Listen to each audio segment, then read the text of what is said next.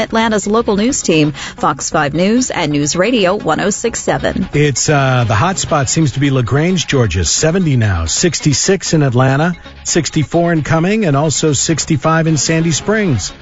And News Radio 106.7. Well, times are changing, aren't they? A political standoff that has spanned 5 decades and 10 presidents is beginning to crumble with President Obama's move to normalize relations with Cuba.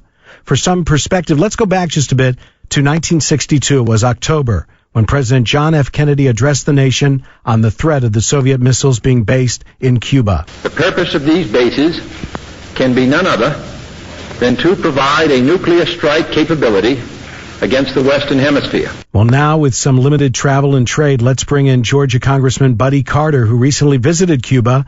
Good morning, Congressman Carter. How are you? I'm wonderful. Thank you for having me. Thank you for joining us this morning. We certainly appreciate it. So you went down, you visited with the Cuban officials. Did you get the sense that there was really a change that's possible?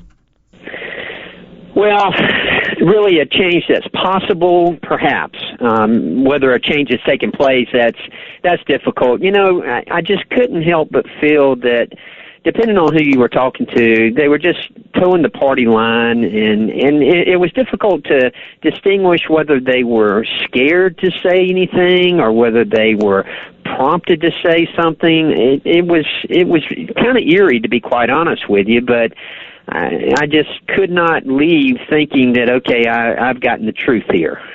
Well, Congressman, many Cuban Americans sacrificed lives coming, over to our country on makeshift rafts.